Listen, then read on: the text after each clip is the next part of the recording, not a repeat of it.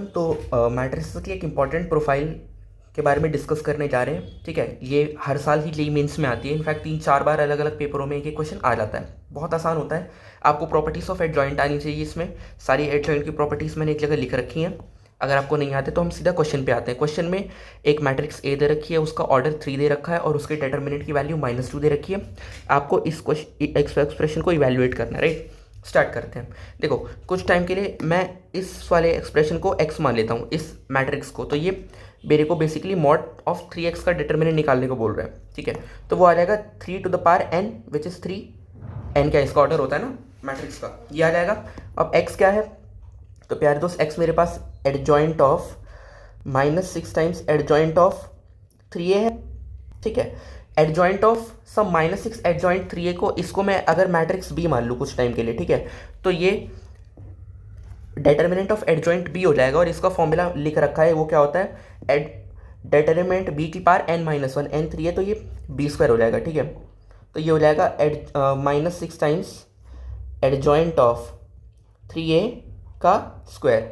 अब देखो, again adjoint 3a भी एक मैट्रिक्स है, तो इसका अगर डिटर्मिनेंट लेंगे, के टाइम्स ऑफ सब मैट्रिक्स का डिटर्मिनेंट होता है, तो वो क्या होता है, -6 की power basically k to the power n हो जाता है उसका ऑर्डर, तो वो 3 और इस पे पावर आ जाएगी 2 और ये हो जाएगा अलग, ये हो जाएगा एडजॉइंट ऑफ 3a।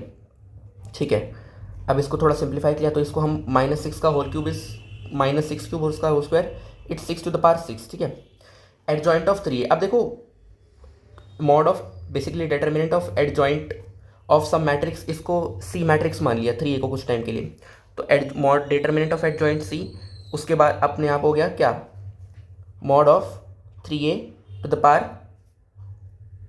हाँ स्क्वायर आ गया था, भूलना मत, ठीक है ना। हाँ, मॉड ऑफ 3a का square to the power n-1 which is again 2, 3-1। ठीक है, तो ये 3 cube into 6 to the power 6 into में mod of 3a to the power 4। अब इसको अगेन आप लिख सकते हो 3 to the power 3 into 4 into mod a to the power 4। ठीक है, वही डिटर्मिनेंट के साथ कॉन्स्टेंट मल्टीप्लाई हो रहा है, तो क्या होगा, तो 6 to the power 6 into 3 to the power, और इसकी वैल्यू -2 की power 4 which is 2 to the power 4 only, right. इसको थोड़ा हमने रीअरेंज किया तो मुझे मिला 2 to the power 6 + 4 10 into 3 to the power 12 और 3 15 और 15 6 21। ठीक है, तो इस m+n की वैल्यू 10 है और mn की वैल्यू 21 है और m ग्रेटर देन n है, तो प्यार ये तो साफ दिख रहा है, m की वैल्यू 7, n की वैल्यू 3। मुझे 4m + 1 चाहिए, तो 4 7 28 और 3n इज 6, आंसर इज 34।